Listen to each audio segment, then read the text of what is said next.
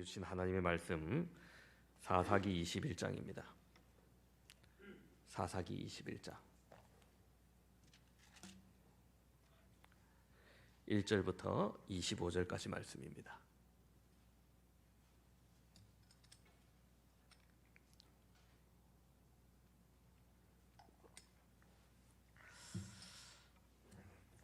사사기 21장 1절부터 25절까지 제가 봉독하도록 하겠습니다. 이스라엘 사람들이 미스바에서 맹세하여 이르기를 우리 중에 누구든지 딸을 베냐민 사람에게 아내로 주지 아니하리라 하였더라. 백성이 베델에 이르러 거기서 저녁까지 하나님 앞에 앉아서 큰 소리로 울며 이르되 이스라엘의 하나님 여호와여 어찌하여 이스라엘에 이런 일이 생겨서 오늘 이스라엘 중에 한 지파가 없어지게 하시나이까 하더니 이튿날에 백성이 일찍이 일어나 거기에 한 제단을 쌓고 번제와 화목제를 드렸더라. 이스라엘 자손이 이르되 이스라엘 온 지파 중에 종애와 함께 하여 여호와 앞에 올라오지 아니한 자가 누구냐 하니 이는 그들이 크게 맹세하기를 미스바에 와서 여호와 앞에 이르지 아니하는 자는 반드시 죽일 것이라 하였습니다. 이스라엘 자손이 그들의 형제 베냐민을 위하여 뉘우쳐 이르되 오늘 이스라엘 중에 한 지파가 끊어졌도다. 그 남은 자들에게 우리가 어떻게 하면 아내를 얻게 하리요? 우리가 전에 여호와로 맹세하여 우리의 딸을 그들의 아내로 주지 아니하리라 하였도다. 또 이르되 이스라엘 지파 중 미스바에 올라가서 여호와께 이르지 아니한 자가 누구냐 하고 본즉 야베스 길르앗에서는 한 사람도 진영에 이르러 종에 참여하지 아니하였으니 백성을 계수할 때 야베스 길르앗 주민이 하나도 거기 없었음을 보았습니다. 회중이 근 용사 12,000명을 그리로 보내며 그들에게 명령하여 이르되 가서 야베스 길르앗 주민과 부녀와 어린아이를 칼날로 치라. 너희가 행할 일은 모든 남자 및 남자와 잔 여자를 진멸하여 바칠 것이라 하였더라. 그들이 야베스 길르앗 주민 중에서 젊은 처녀 400명을 얻었으니 이는 아직 남자와 동침한 일이 없어 남자를 알지 못하는 자라. 그들을 실로 진영으로 데려오니 이곳은 가나안 땅이더라. 온 회중이 림몬 바위에 있는 베냐민 자손에게 사람을 보내어 평화를 공포하게 하였더니 그때 베냐민이 돌아온지라.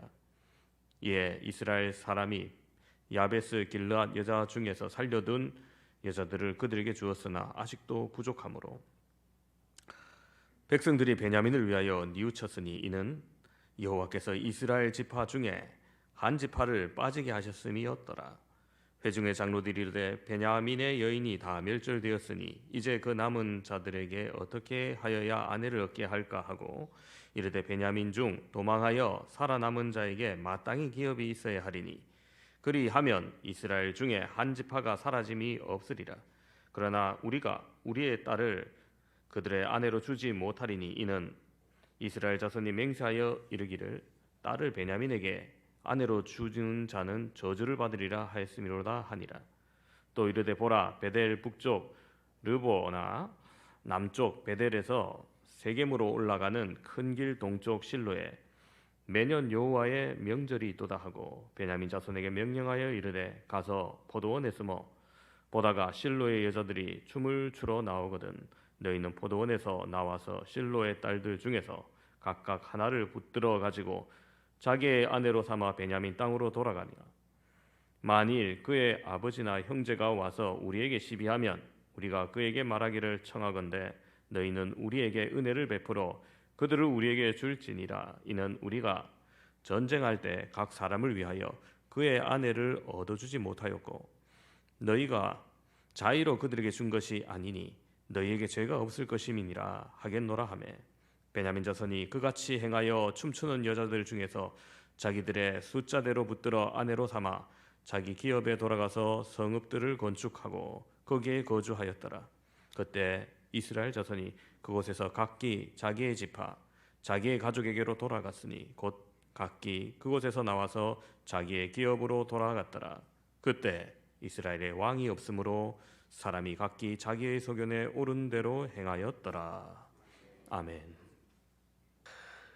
지난주 우리는 사사기 마지막 사건 레위인의 레위인과 첩의 가정 불화로 시작해서 일어난 작은 일이 베냐민 지파 기브아 땅에서 끔찍한 범죄로 이어지고 이것으로 인해 온 이스라엘이 모이는 큰 소동으로 번진 것을 우리가 함께 보았습니다. 오늘 말씀은 그 이후 사건이 어떻게 흘러가고 어떻게 마무리되었는지 비교적 상세하게 우리에게 알려주고 있습니다. 범죄한 이들을 인도를 거부한 베냐민 지파와 나머지 11지파의 전쟁이 시작되었습니다. 사실 막을 수 있는 전쟁이었습니다. 이성과 양심이 남아있다면 최소한 전면전은 피할 수 있었습니다. 또한 범죄한 사실이 있다 하더라도 재판을 통해서 죄를 명백히 하고 형벌을 확증할 필요도 있었습니다. 현대 법률에는 죄형 법정주의와 무죄 추정주의 원칙이 있습니다. 먼저 죄형 법정주의는 아무리 나쁜 일이라 생각되어도 법으로 제정되어 있어야 처벌하고 또한 처벌도 법이 정해놓은 내에서 처벌할 수 있다는 것입니다. 무죄 추정의 원칙은 아무리 범죄한 사실이 있다 하더라도 재판이 확정되기 전까지 범죄자 취급을 하는 것이 아니라 무죄가 될 수 있는 가정하에 재판을 진행하는 겁니다.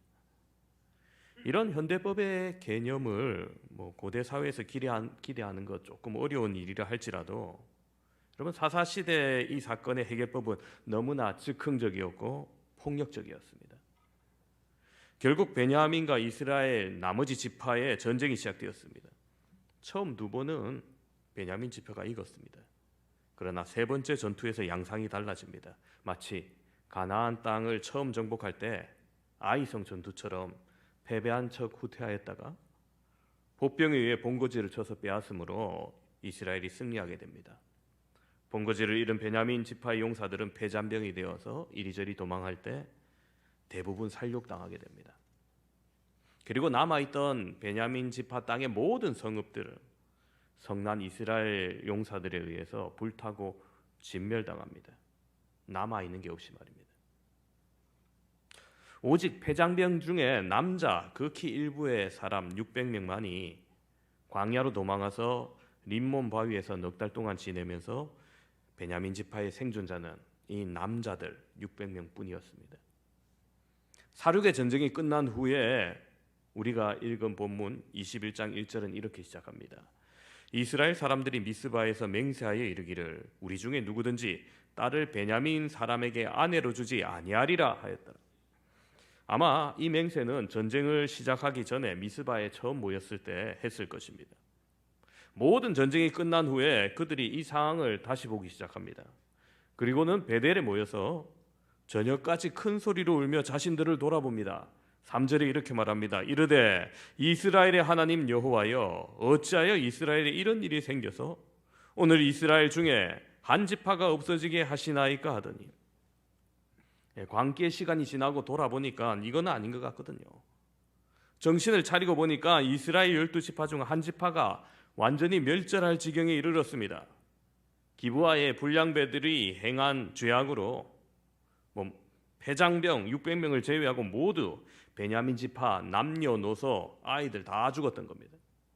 특별히 여자는 한 사람도 남아있지 않았다는 것은 그들에게 더 이상 자손이 생산되지 않는다는 것이고 딸을 주어 베냐민 사람에게 아내로 주지 않겠다고 맹세했으니 앞으로 베냐민 지파 사람이 태어날 일이 없는 겁니다. 여러분 당장 600명 남자가 살아있다고는 하지만은 가정을 이루지 못하는 그들에게 베냐민 지파의 멸절이 눈앞에 보이기 시작했던 겁니다. 여러분 불행의 고리를 끊어내기 위해서 시시비비를 가리고 적절한 형벌을 가하는 것도 필요하겠지만 여러분 용서가 필요합니다.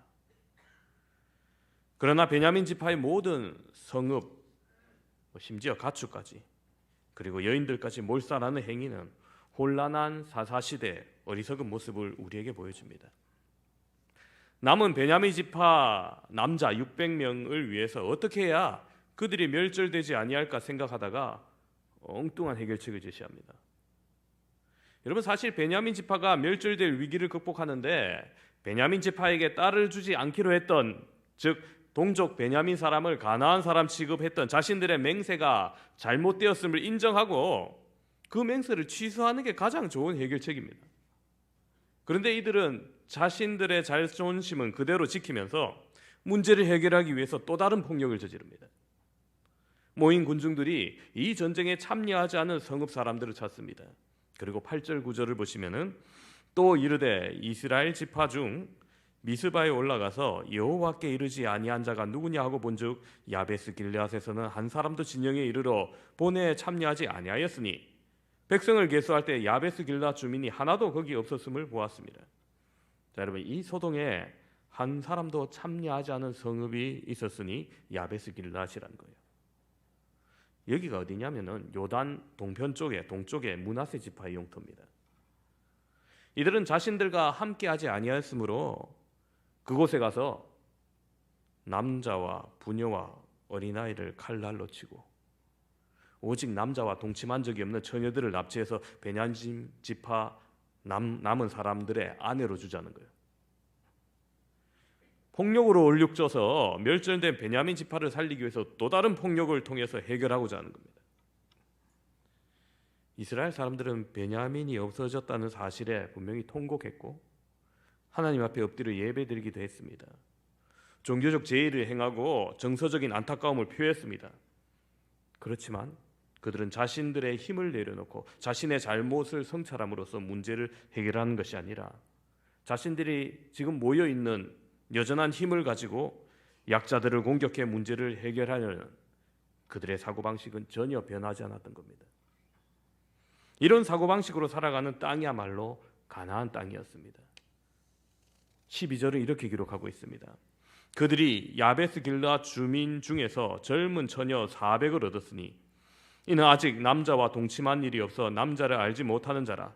그들을 실로 진영으로 데려오니 이곳은 가나안 땅이더라. 400명의 처녀를 실로로 데려옵니다. 근데 12절 마지막 부분에 이곳은 가나안 땅이더라 기록하죠. 나레이터가 왜 이 부연 설명을 했을까요? 여러분, 사실 이스라엘 모든 땅은 가나안 땅입니다. 그죠? 당연히 물리적으로 서 있는 그 실로는 당연히 가나안 땅이에요. 이걸 몰라서 설명했을까요? 아닙니다. 이것은 다분히 의도가 있는 말입니다. 나레이터는 이 혼란 도저히 하나님의 땅이라고 할 수 없다는 겁니다. 동족끼리 죽이고 멸절의 위기 앞에서 다시 폭력으로 힘없는 여자들을 끌고 강제로 결혼시키는 이 땅이야말로 과거의 혼돈과 죄악이 가득했던 그 가나안 땅이라는 겁니다. 그렇게 야베스 길르앗 주민들을 죽이고 얻은 처녀가 400명. 그래서 그 처녀들을 베냐민 지파에 주고 평화를 공포하게 됩니다. 그런데 여러분, 남은 남자가 600명인데 400명 줬어요. 아직도 200명이 부족합니다. 아직 문제가 완전히 해결되지 않았어요. 그래서 다시 회의를 합니다. 그때 또다시 상식 밖의 이상한 의견이 올라옵니다. 19절에서 21절까지 보시면 이래요. 또 이르되 보라, 베델 북쪽 르보나 남쪽 베델에서 세겜으로 올라가는 큰 길 동쪽 실로에 매년 여호와의 명절이 있도다 하고 베냐민 자손에게 명령하여 이르되 가서 포도원에 숨어 보다가 실로의 여자들이 춤추러 나오거든 너희는 포도원에서 나와서 실로의 딸들 중에서 각각 하나를 붙들어 가지고 자기의 아내로 삼아 베냐민 땅으로 돌아가라. 이 말 무슨 뜻입니까? 실로에서 여호와의 명절에 여자들만 나와서 아마 포도원에서 춤추는 관습이 있었나 봐요. 그때 임자 없는 베냐민 남자 200명이 포도원에 숨어 있다가 뛰쳐나가서 마음에 드는 여자 한 명씩 들쳐업고는 납치해서 자기 아내로 삼으라는 거예요. 뭐 결혼이 이래 쉬우면 얼마나 좋아요. 근데 여러분, 이게 좋아할 게 아니죠. 제가 예전에 6년 전에 실로에 갔을 때 실로는 참 구약에서 여러 가지 중요한 의미를 차지하고 있습니다. 모세가 지었던 그 장막이 계속해서 있었던 장소이기도 하고요. 과거의 역사를 영상으로 보여주는데 이 사건을 보여주더라고요. 웬 청년이 한낮에 포도 따러 온 처녀에게 쓱 접근합니다. 둘이 극하게 보다가 영상 얘기예요. 성경 얘기가 아니고 서로 포도를 하나씩 물려주고는 막 알콩달콩 하더니 그 둘이 사랑에 빠졌다 이 얘기입니다. 200명 중에 혹 모르겠습니다. 한두 명 그런 사람이 진짜 있었을지 모르겠지만은 여러분 그거 아니겠죠. 자기들의 조상 이야기니까 그래 좀 미묘한 모양입니다만 아마 이때 난리가 났을 겁니다. 뭐 안 잡히려고 뛰어 도망치는 처녀들, 뭐 잡으려고 가는 사람들, 소리치는 사람, 뭐 붙잡혔는데 발부둥 친 사람, 뭐 때리고 매질하는 사람들, 뭐 엉망이었을 거예요.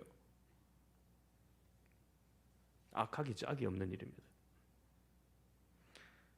야베스 길르앗은 뭐 참여하지 않은 작은 죄라고 있다 하지만 이 실로의 여인들은 무슨 죄입니까? 특히 여호와의 절기를 지키는 자들을 희생 대상으로 한다.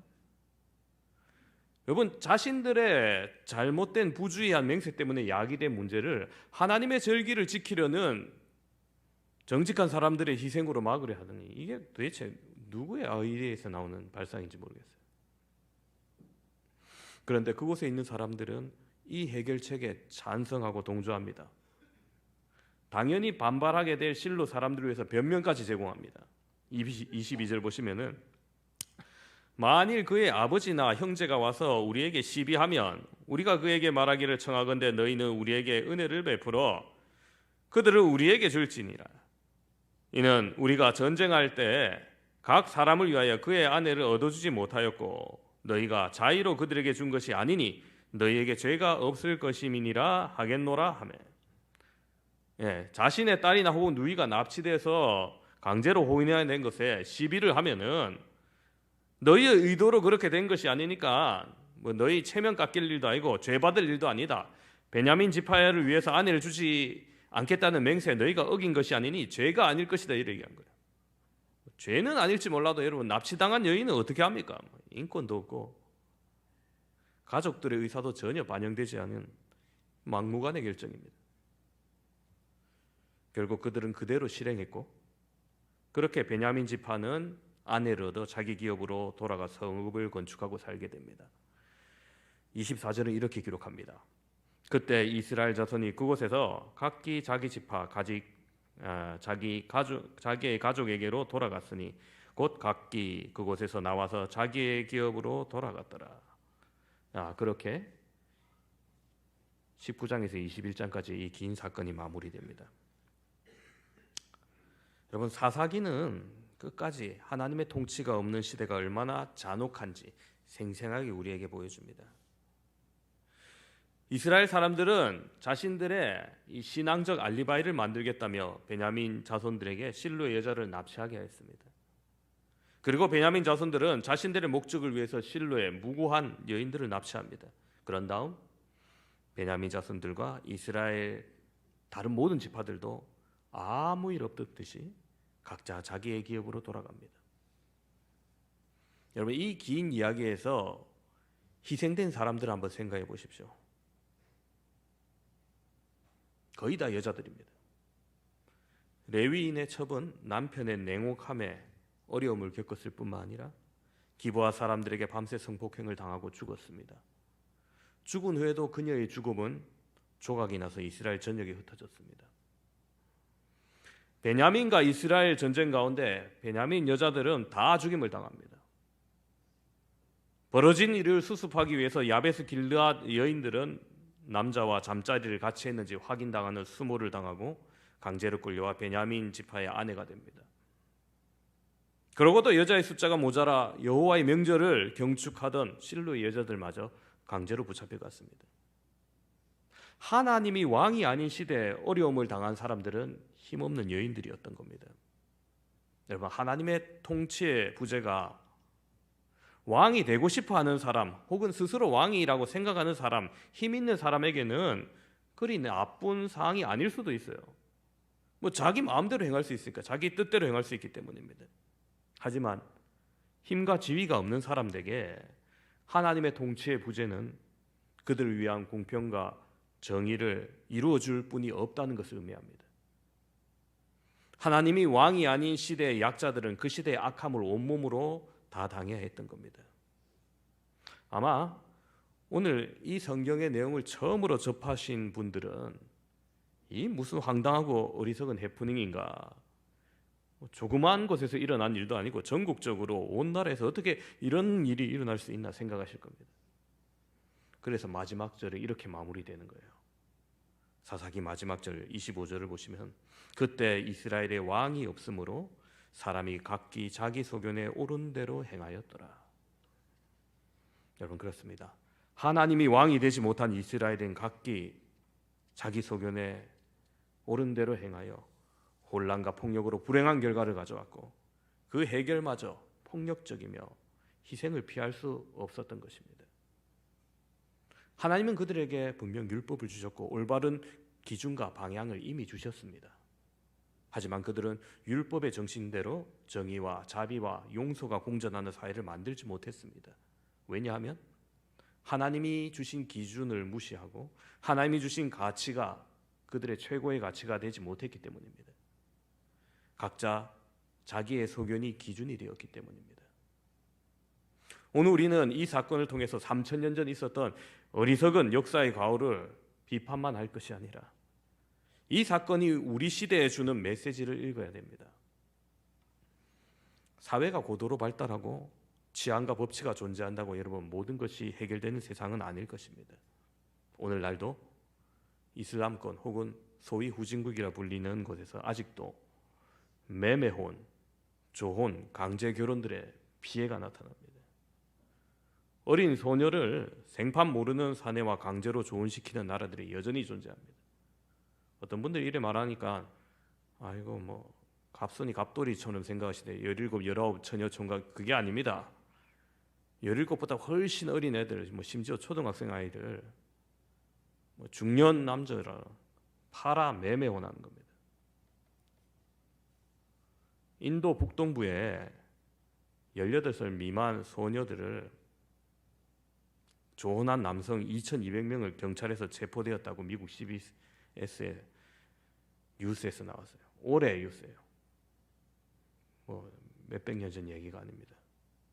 보도에 따르면 인도 북동부 아삼주 경찰청이 해당 지역 내에서만 미성년 소녀를 결혼 주선한 혐의로 힌두교 사제, 이슬람 성직자 등 50명을 체포하고 결혼한 남성 2,169명을 체포했다는 거예요. 이건 뭐 한두 명도 아니고 몇백 명도 아니고 몇천 명이라는 거예요. 빈곤과 낮은 수준의 교육, 그와 더불어 특히 농촌 지역에 이런 관행이 팽배해 있다는 겁니다.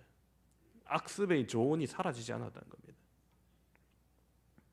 여러분 하나님이 원하시는 가정이 이런 가정이겠습니까? 결코 아닐 것입니다. 우리나라도 또한 뭐 남의 나라 비판할 게 못 됩니다. 사실 오늘날 우리 사회도 지금 멸절 위기 가운데 있습니다. 분당 임해중학교 올해 신입생이 딱 한 반이라는 얘기를 들었습니다. 그동안 저출산에 대해서 계속 언론이 경고했는데 이제 우리의 현실로 다가온 겁니다.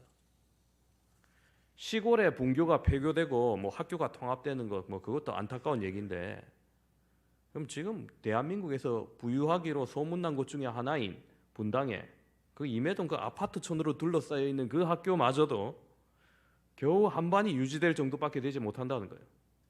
그 정도로 출산을 하지 않는다는 겁니다. 더 큰 문제는 결혼도 안 해요 지금.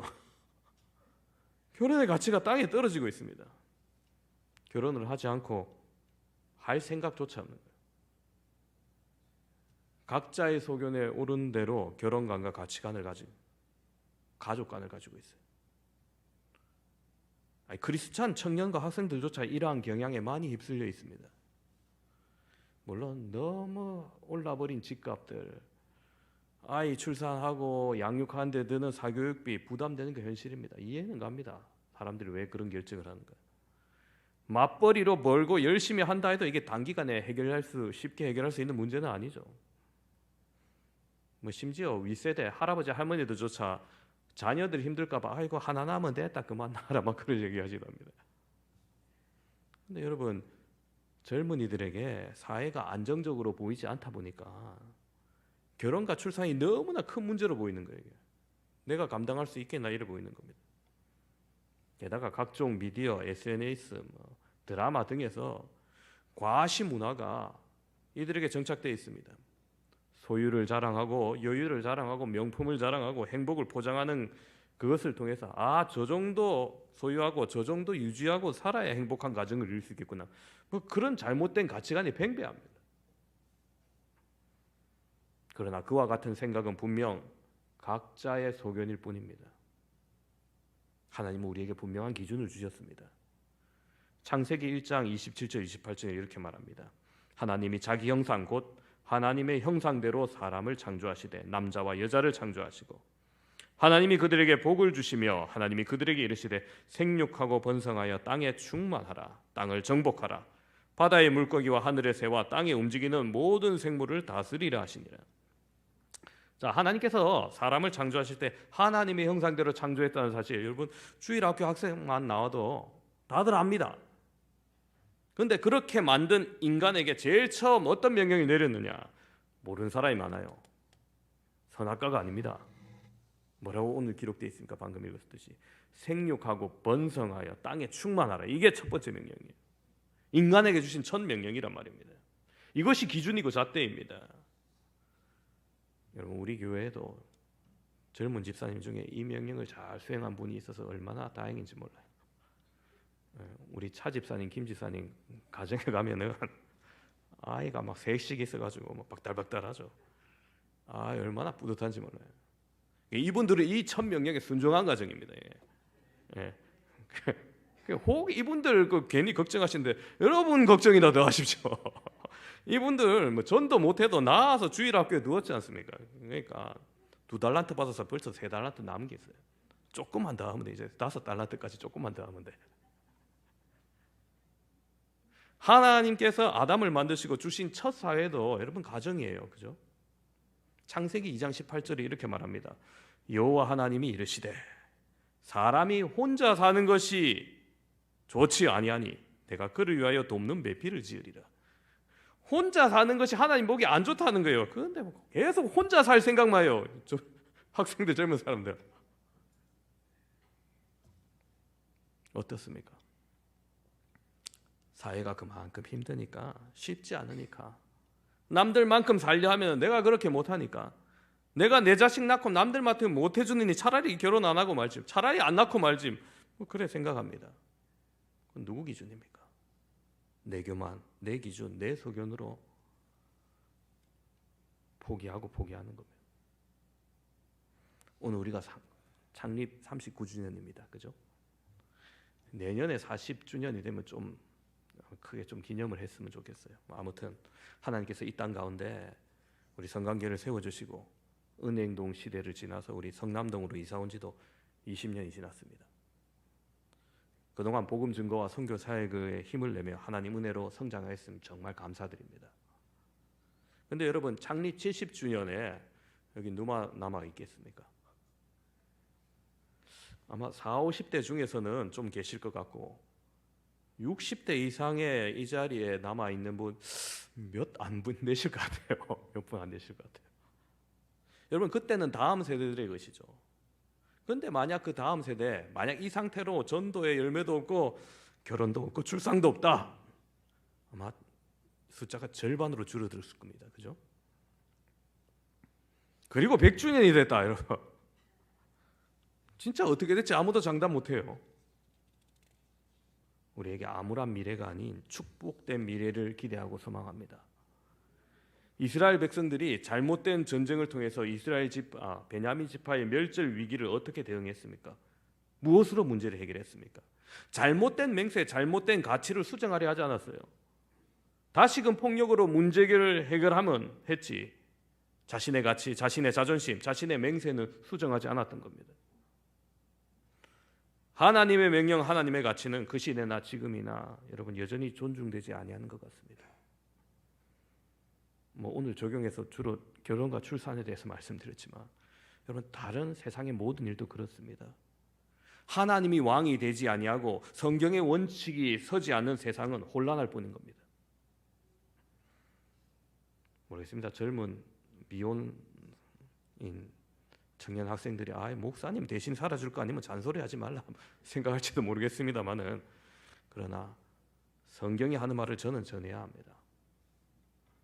성경이 뭐라고 하든지 하나님이 뭘 원하시든지 개인의 사고와 가치가 더욱더 존중되는 세상이다 보니 이럴 수밖에 없다?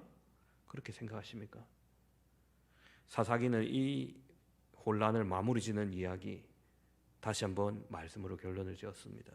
다시 읽어드리면 그때 이스라엘의 왕이 없으므로 사람이 각기 자기의 소견에 옳은 대로 행하였더라. 여러분, 우리 모두 다시금 하나님의 가치 앞에 겸손하길 바랍니다.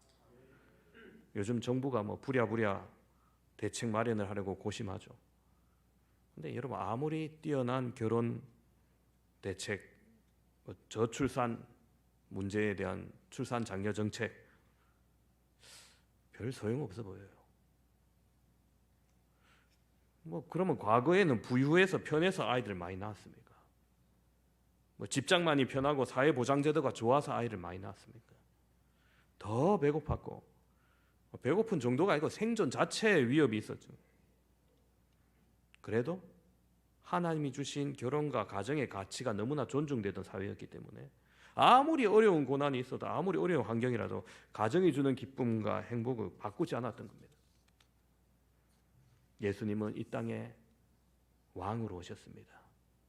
자신의 권리와 가치를 다 포기하고 희생하여 겸손의 왕, 구원의 왕으로 오셨습니다. 그 예수님을 따르는 우리들만이라도 이 세대의 가치를 거부하고 하나님이 왕이 되기를 간절히 바랍니다. 하나님의 말씀, 성경의 가치가 내 불편, 내 희망, 내 바람보다 더욱더 높아질 때 사회의 모든 문제는 그곳에서 해결 가능할 것입니다. 오늘 말씀을 정리합니다. 함께 예배드리는 사랑하는 성도 여러분, 우리는 사사시대 불행한 사건과 그 해결을 위한 방안 역시 안타까운 결정으로 수많은 여인들이 희생하는 어처구니 없는 사건들을 함께 보았습니다. 하나님이 왕이 되지 못하고 각기 자기 소견에 옳은 대로 행하는 사사시대의 모습을 통해 우리 시대에도 동일한 가치의 혼란이 일어날 수 있음을 보면서 나의 생활 속 가치 하나하나마다 더욱더 철저히 하나님이 주신 명령과 기준에 순종할 수 있기를 바랍니다. 그렇게 나의 하나님을 나의 왕으로 모시며 복된 하나님 나라를 이루어 가시는 저와 여러분 되시기를 주님의 이름으로 축원합니다.